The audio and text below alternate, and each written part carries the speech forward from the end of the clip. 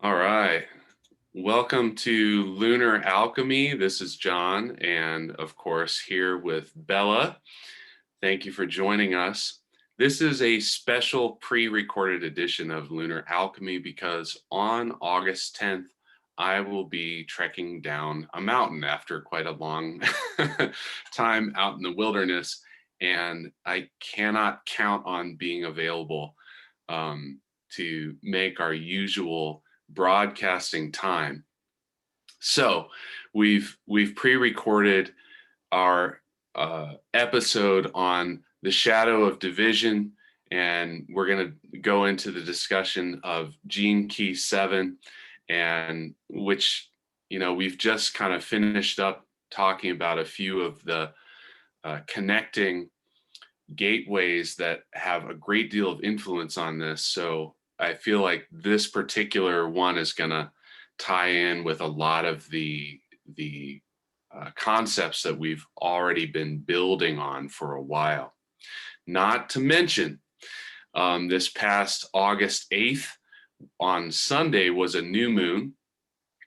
And so the moon is lining up in Leo for that particular day and is really serving on a galactic level to focus the energies into this particular gateway in a really incredible way. So I'm super excited to be discussing this with Bella today, and can't wait to see where we end up with this discussion and our transmission.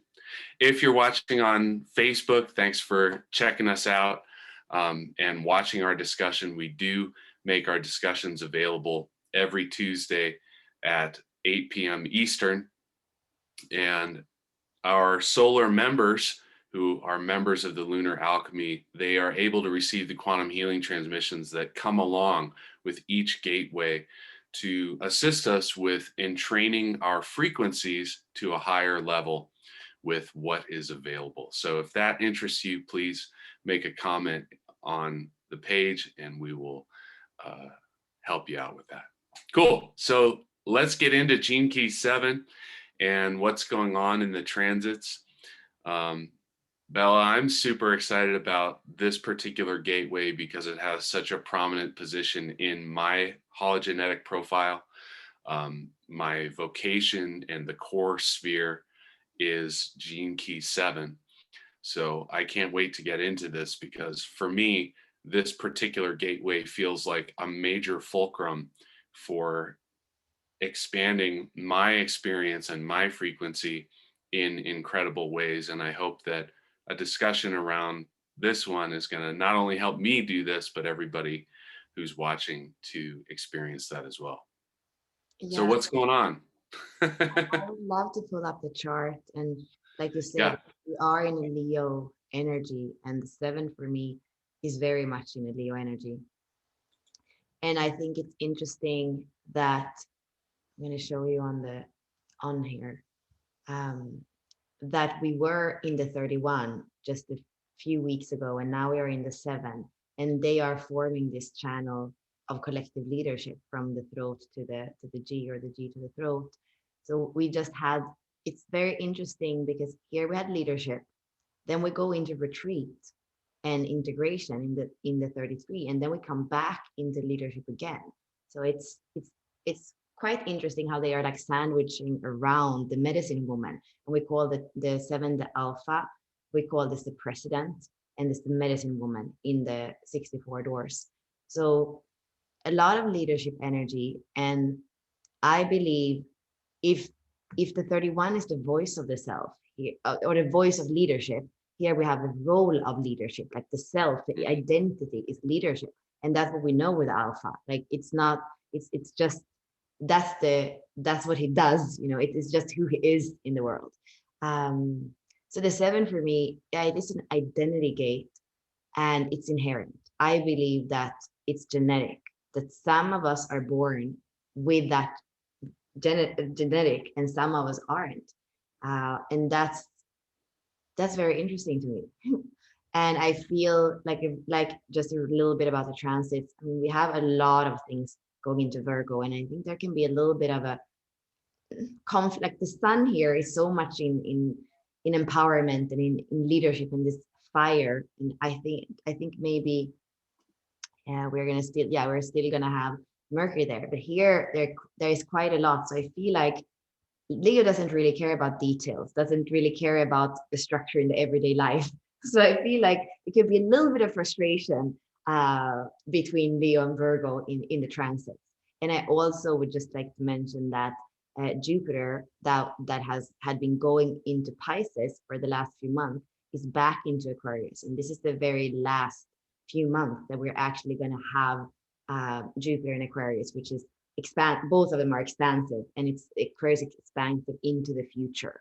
So Mm. there is something here that is, I feel like let's use those last month, that this last time in the fire starter, this fire over fire hexagram, and see how we are expanding, and even having that fire, air, Leo, Aquarius, fifth house, 11th house, me empowered as an individual, and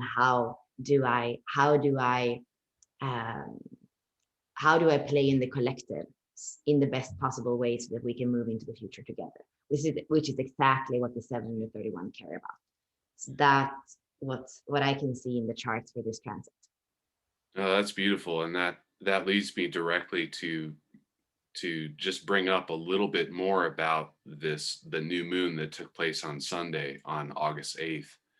And um, because this is the uh, second time we've had a full alignment in Aquarius. We're going to have another full moon in Aquarius coming up, I believe, on the 22nd.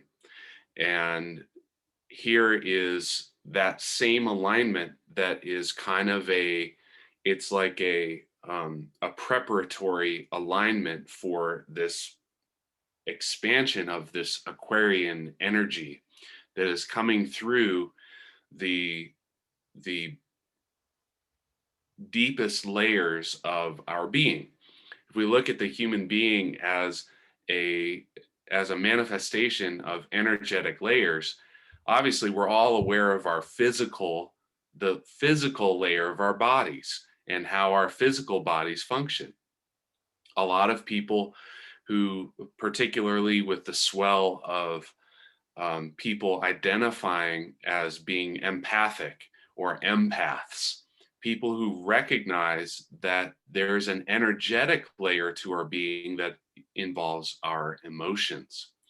And when we're looking at astrology or the influence of the moon from that perspective, what we're looking at is those two body layers, um, in terms of what we can perceive. I'm not saying those are the only influences that the moon has, but what we perceive obviously happens within our physical body through the movement of the waters as the moon pulls gravitationally the waters of the earth, and also the movement of our emotional bodies as it is creating a subtle influence on that level. So having the new moon just a couple days ago, some of that energy is still prevalent for what's going on. So we have, the sign of Aquarius is an air sign, and we're right now, the sun is in Leo, and fire and air together are like, that's the you get a spark and some oxygen together, and that's what creates combustion. So the elements are definitely um, you know, working in tandem in a particular way right now. So I think what I'm looking at with that is simply the increased intensity of the particular gateway that we're in, Gateway 7, its programming partner, Gateway 13, which is where that moon will have very close to have passed through. I believe it was just a little bit before, but um, so Bella, let's talk about let's talk about this Gateway 7 and what's significant about Gene Key 7 in terms of this sandwich of leadership, and you mentioned the retreat of the medicine woman.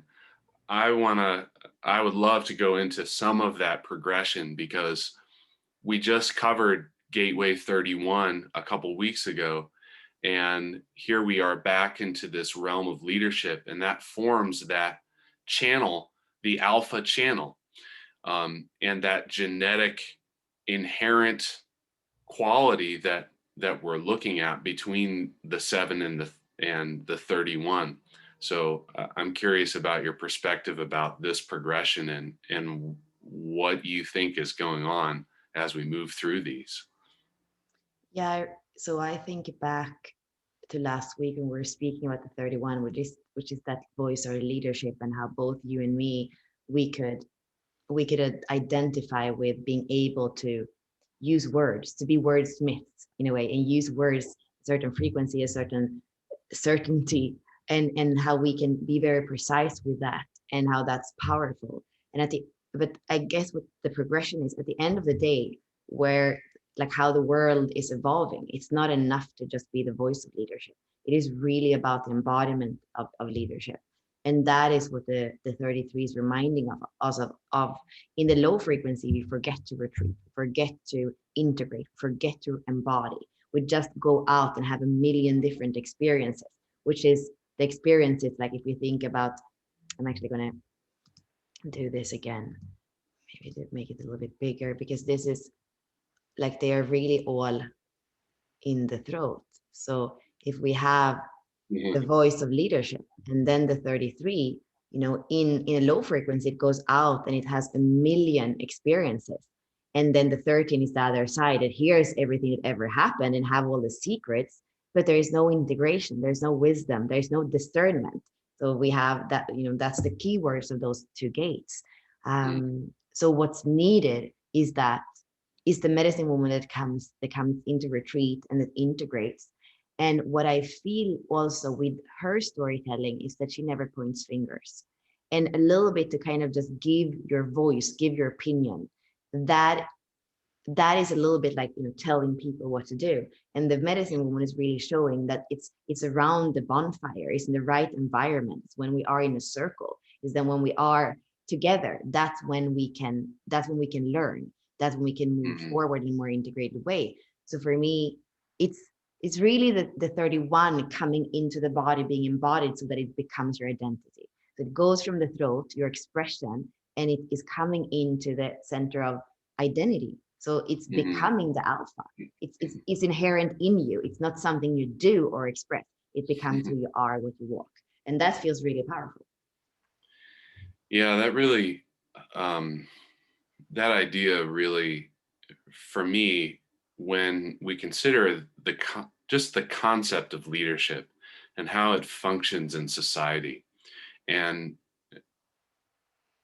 our society tends to celebrate leaders as being the important ones, which and a couple weeks ago I was talking about how some of that shadow of the 31 points at followers and sort of scorns them because of their role as a follower. And what the 7 really, and this movement from the 33 into the 7 is that there's no such thing as a leader without a follower. And the paradigm of our society that requires, in order to function as a collective, it requires leadership and it requires followership. We don't have a word followership because I don't know if there are other, Bella, you could probably share. Is there a, a form of followership in some other language that you know? Um, but at least in English, being a follower doesn't carry with it a mantle of responsibility. And when we're looking at gene key 7, our inherent and we're talking about gene key 31, where the 31 is all about the voice and the using the words to generate the the projection of leadership into the world, where the ability to use words in a particular way is what sort of elicits followership from others, right? And then the 7 is where the embodiment of that leadership is about guiding those people who have had followership elicited from them into their own experience of self leadership. How do I integrate that leadership within myself rather than blindly following along? Mhm. And when we look at leadership versus followers, in that paradigm, the leaders are the ones who tell the followers what to do.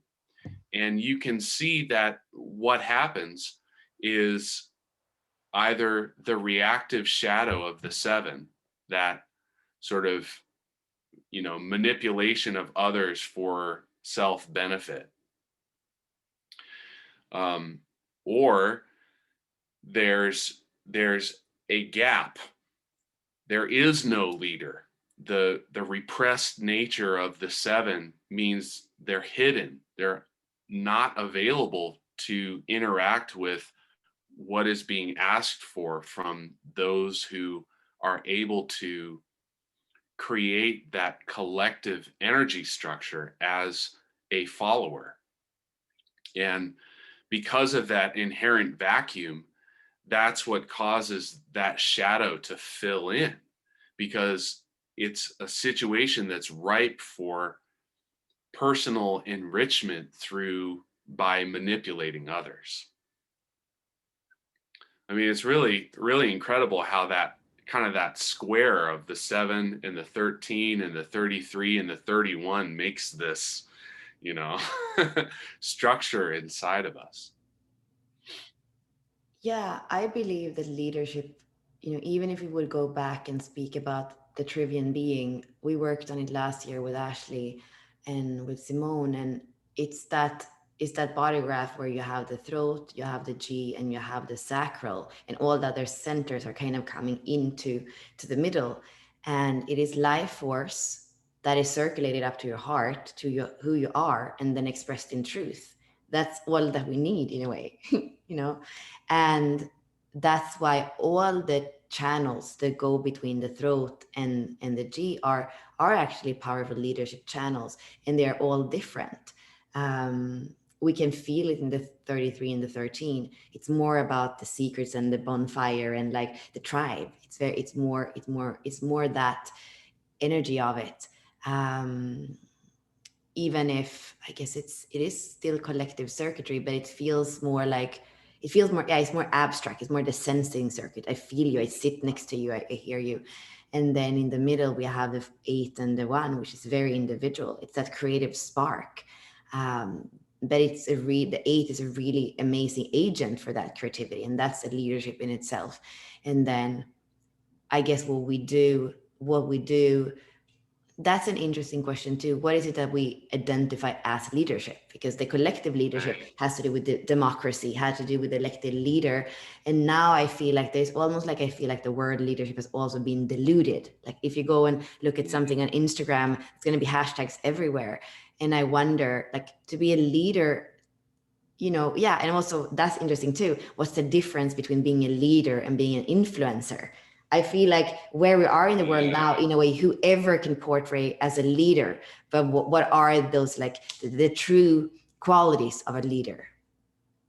Yeah, absolutely. And I feel like being able to look at that 31 and that role of influence that it holds so strongly, that our society identifies influencers as those who carry leadership. But we often fail to recognize the inherent leadership that takes place genetically within our society, which Richard Rudd so wisely points out that first wave beyond the awakening of the manifestation of leadership or true leadership in the world, whether it reaches that city frequency or not, takes place within our parents and our teachers, because that empowers those who in another paradigm would be followers, who would follow. I mean, even in our current society, if you're a social media influencer, what do you want the most of? Followers, because that's what generates value for you as an individual. The more followers you get, the more likes you get, the more money you can produce. But in this other paradigm where leadership moves away from the sort of, it's kind of ironic that, we can identify the seven in this role as an alpha, that right now our form of leadership in society is all points toward an apex, which is what the alpha describes. But when we're looking at this mutation that is possible, we're looking at the movement of leadership from a singular apex structure to a collective base structure. And that can only happen when that gift of guidance that comes through Gene Key 7 is the true, it is identified as the true nature of leadership, to empower others to find their own unique pathway and expression. So that gift of guidance naturally manifests through our parents, through the parents in the world, through the teachers in the world, because that is where that true form of leadership happens. And as a result, that self-guided expression that comes through the people that receive that guidance is going to create new forms of collective leadership as society reorganizes itself in that form. Really, really a fascinating look at the possibilities of what we can identify leaders as. I mean, even here in the US, our last president, you know, what is he most known for? His tweeting. It was all about the social media presence and being an influencer of people through that medium. And it's just really fascinating to watch, like, wow, here is a prime example of a leader recognized through Gene Key 31, that influencing model. And, you know, looking at Gene Key 7 as the power behind the throne, maybe we begin to recognize that the true power of leadership isn't in the one person that we elect to a particular office. You know, it's a more quiet, calm, and perhaps even less recognizable form of leadership, at least as it exists in our society right now. And John, that's where I would even go into in your case and in my case, because I have the seven in my purpose and you have it in your vocation. And Right. those two are taken from the red side, the design side in the body graph, which is all about the unconscious. It's the body, it's the DNA, and it's the accumulated wisdom of your lineage or of your incarnations. And that means that we don't even have a conscious, like really conscious access. It's something that comes out of our more subtle bodies. It's not from the, it's really, it's almost like it's a vibration that is in a cellular, or it's cellular. Again, going back to that, maybe the easiest way to say it. It's not something that, for us at least, we can manipulate with the mind. It's something that's just there. And here I feel like, that's, I was also thinking about when you're speaking, we have spoken a few times about existential desperation. And I believe that something that is maybe one of the most difficult things as a human being is to be cut off from your own inner guidance. Like, I Mm, think for both you and me, we have felt that in one way or another. And as a human being with the seven, that is all about guidance, and not, it's inner guidance, not only about yourself, but about humanity. So when you are cut off even from your own guidance, that is when the world feels like, the programming part is a 13. It feels like it's discord, it feels like it's yeah, division. And the higher frequency of that is like, it's a natural facilitation of your own life and of other people's lives, because it has this inherent inner guidance. And the guidance is almost like, in the word guidance, I almost more see the body moving and showing and facilitating than the voice kind of, going with propaganda. So I believe that there right. is there is a more vibrational, physical, inherent in movement energy of the seven, than what we have, for example, in the 31. Yeah, that, what you're talking about really, to me, it brings up, and this might also be because of my particular profile, but looking at the codon ring of union, which seven is a part of. And I also have the 29 in my life's work, which is also a part of the codon ring of union. And my experience when that discord happens is, I feel it's almost impossible for me to reach a degree of commitment.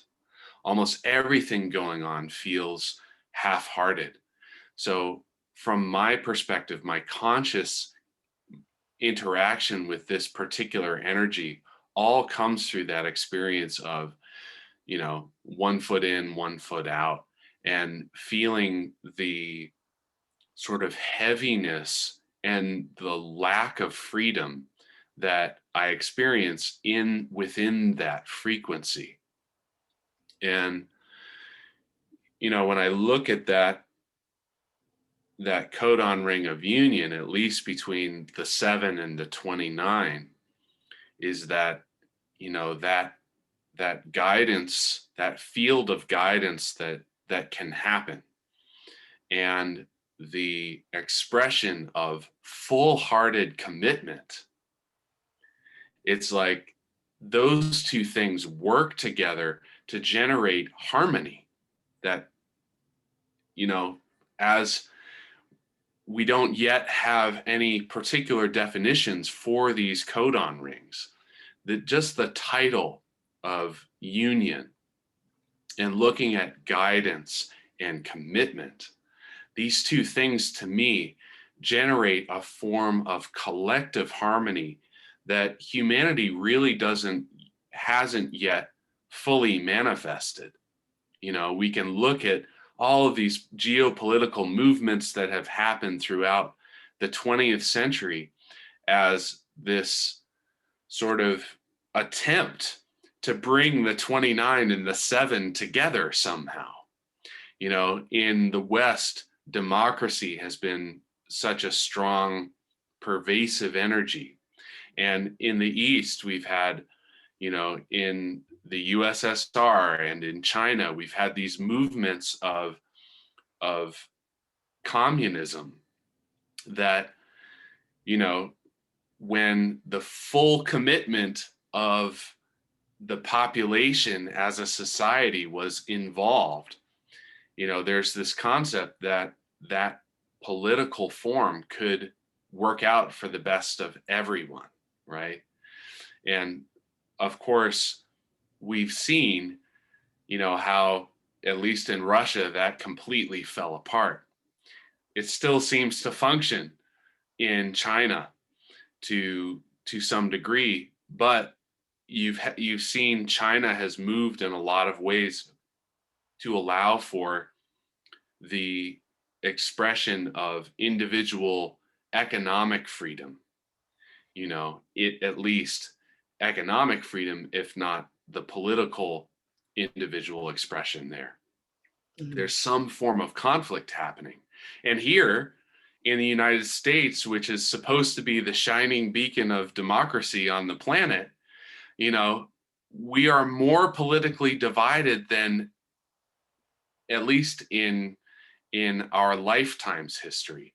Maybe there have been times in the past, our our brief country's history, that have been just as politically divided, but our political system has reached a standpoint, like a standstill, because that guidance is staying in those realms of the shadow frequency, where, in that gene key 7, power is expressed through getting the most votes, and that means doing whatever it takes to get the most votes. I mean, we had in January of this year, we had this insurrection that was based on the idea that the election was a farce, because, you know, it's just this grabbing at power, regardless of what is going on. Nobody can really know the totality of anything that happens in the world within themselves. All of our societal systems are based on trust, and all of these qualities just moving together. It's really interesting to me to see how they're playing off each other.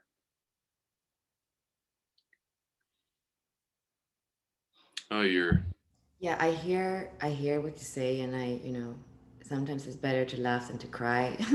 And I just felt I wanted to do, because we started the sandwich, and it's like I want to show people what you're speaking about. So we were speaking about the sandwich that we had here, 31, 33, 7. And you were speaking about the next sandwich, which is part of the codon ring of union. So 7, Yeah, 4, 29, and 59.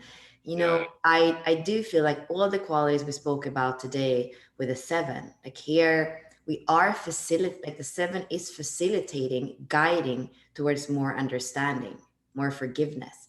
And that is when we have more understanding and we see the whole, we can say yes because we know. It's not like we are like, oh, I don't really know, but I'm going to say yes because it seems like a better answer. Like, I don't know how many times I've actually heard that in different political issues right now. I don't really know, but it seems better. Like, you don't have the whole picture, you're not understanding, and so for here, it is when you go. It's not necessarily that you have to know everything when you say yes to something, but like you were saying in your case, it has to feel like a full yes, because otherwise it is a half-hearted experience. So with the understanding, with the wholeheartedness, and then here we go from fire to earth. So we go into the body, and we can be more honest, more transparent, and have a union with the other that is more intimate. And that's the point of this whole codon ring of union, which then leads to the surrendering to life,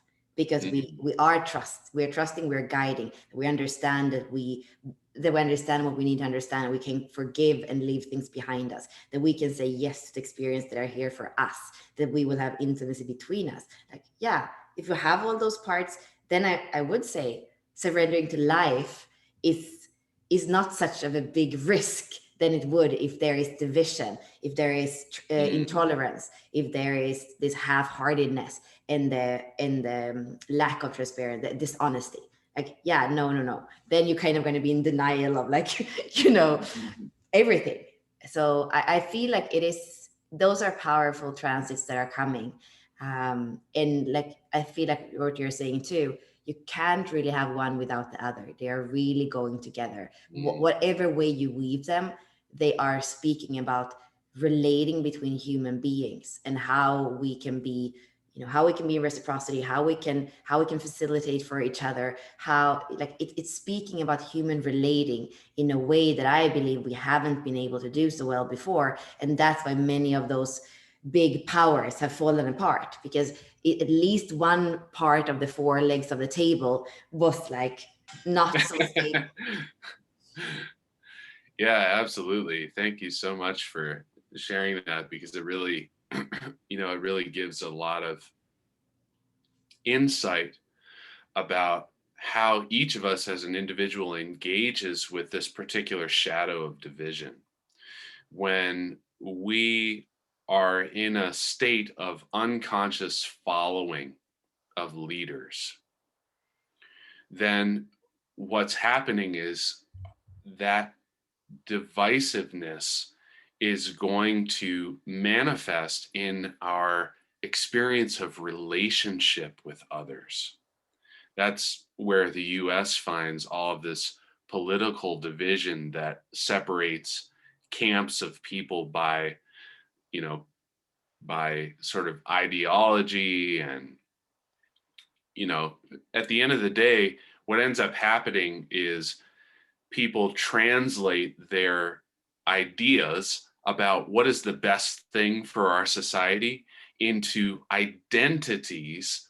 Notice both of them start with the letters ID, you know, identity and ideas. When we form our identity from the ideas that are being used to guide society, what we end up with is division. And all of our relationships suffer in innumerable ways because of that. And so, when we're looking at, okay, how do we transform our relationship of being a follower of the leaders in our society to experiencing guidance? It's like that requires that we're no longer forming our identities from the ideas that are presented, but we begin to take a more equanimous relationship with the ideas that are available. Rather than saying, oh, these ideas define me, or this style of leadership, or this influencer on social media expresses everything that I am or that I want to be. Being able to look at all of these ideas in a way that we aren't attaching to them, it allows for a truer form of guidance to arise through us, so that we can really truly embody that guidance, so that leadership becomes something that isn't an apex, but is something that can be more collective. Yeah, and isn't it interesting that the chart is a reflector chart? So that's where we say there's nothing to be certain. Like, don't pretend you're certain, because there's, so don't. It's really like the reflector chart shows us all that flexibility and that openness. So it's about not proving anything, not pretend to be certain, not outsourcing your identity on somebody else.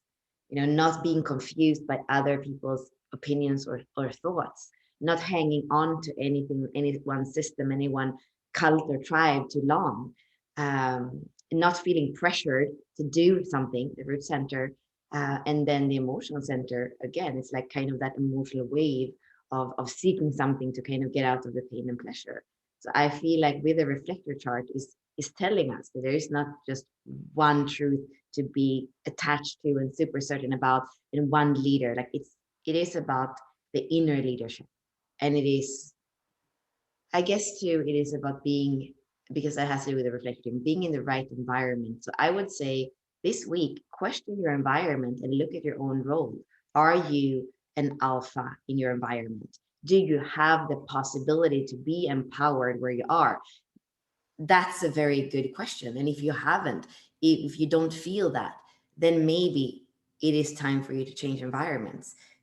Because that's the thing, if you put a chicken in a wolf pack, it's not really in its perfect environment. So there is something with that, and sometimes with humans, when we are so there's kind of this agenda of homogenization, like all of us are supposed to be the same, but the truth is we aren't, and we can all have that inner guidance towards the environment where we can evolve and that we can express our qualities in the world, which I feel is leadership at the end of the day. If you are in a place where you can where you can express your genius, you are already in leadership. It doesn't matter what it is that you're doing.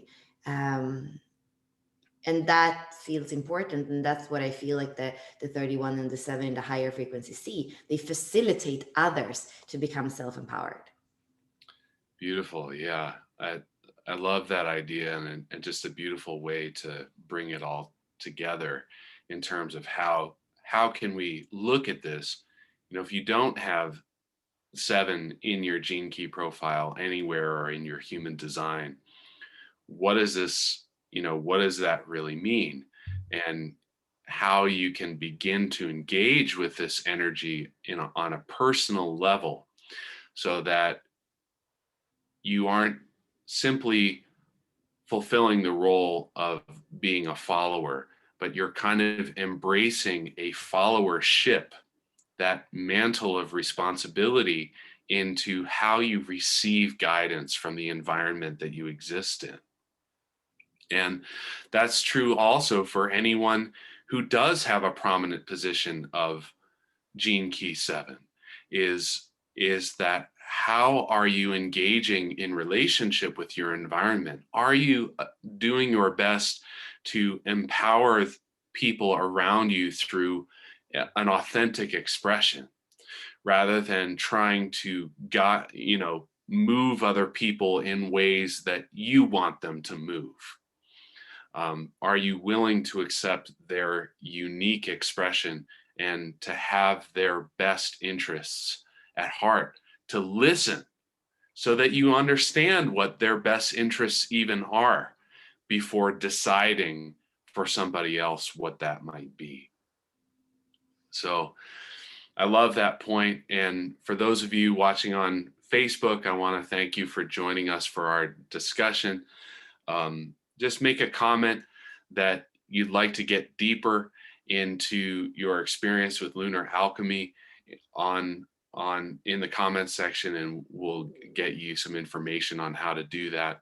We're going to continue on now with our solar members and get into our quantum healing transmission and talk about some of the intricacies of our energetic structure as to how this difference between the shadow of division manifests energetically, and how we can then begin to open up our energetic structures to embody this possibility in us in a deeper way.